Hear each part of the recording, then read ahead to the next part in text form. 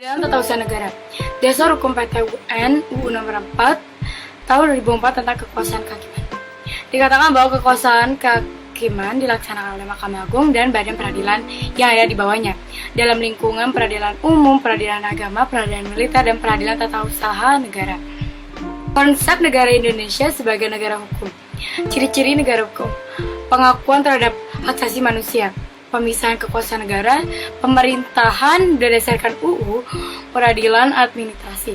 Untuk mewujudkan Indonesia sebagai negara hukum, maka pada tahun 1986 Presiden mengesahkan UU Nomor 5 tahun 1986 tentang peradilan tata usaha negara. Kemudian UU ini diubah dengan UU Nomor 9 tahun 2004 dan dirubah lagi dengan UU Nomor 51 tahun 2009. Soalnya di Indonesia ada 28 PT-UN, pengadilan tingkat pertama, yang berada di tingkat kabupaten atau kota dan terletak hampir di seluruh ibu kota di Indonesia, yaitu PT-UN Banda Aceh, Medan, Padang, Pekanbaru, Palembang, Bengkulu, Bandar Lampung, Tanjung Pinang, sampai ke PT-UN Jayapura. PT-UN atau Pengadilan Tata Usaha tingkat kedua di Indonesia jumlahnya baru ada 4, yaitu Pengadilan Tinggi TU Medan, Jakarta, Surabaya, dan Pengadilan Tinggi TUN Makassar.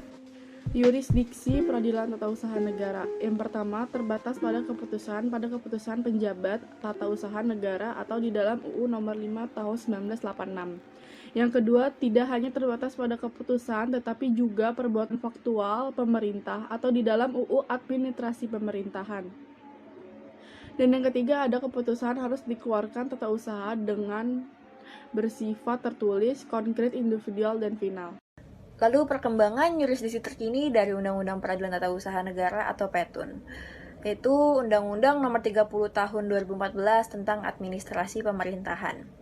Nah, karena definisi yang sangat strict ini tentang keputusan ini menjadi kesulitan tersendiri bagi masyarakat yang ingin membawa kasusnya ke PETUN. Sehingga oleh Undang-Undang Nomor 30 Tahun 2014, yurisdiksi pun diperluas. Jadi tidak hanya terbatas pada keputusan, tetapi juga semua perbuatan pemerintah termasuk perbuatan faktual. Nah, lalu di sini ada perbedaan PETUN dengan peradilan lainnya, yaitu yang saya temukan ada 3, itu PETUN, subjek dan penggugatnya adalah masyarakat, sedangkan tergugatnya haruslah pejabat pemerintah dan tidak boleh sebaliknya. Lalu objek di PETUN pada awalnya terbatas pada keputusan tata usaha negara, tetapi kini objeknya diperluas juga menjadi seluruh perbuatan faktual dari pemerintah. Lalu hakim di PETUN ini harus bersifat aktif dan bukan pasif, karena berbeda dengan untuk peradilan-peradilan lainnya yang peradilan data, karena di sini adalah subjek dan penggugatnya adalah masyarakat dan tergugatnya adalah harusnya pejabat, jadi hakim harus aktif karena untuk membela si masyarakat. Lalu di sini ada contoh kasus di peradilan tata usaha negara. Biasanya berkaitan dengan kesalahan pemerintah yang mengeluarkan sebuah keputusan, atau bisa juga ketika pemerintah tidak mengeluarkan izin membangun bangunan yang dimohonkan oleh masyarakat, lalu juga bisa juga kekurangan kepuasan ketika permohonannya tidak dipenuhi oleh pemerintah. Sekian dari saya, terima kasih.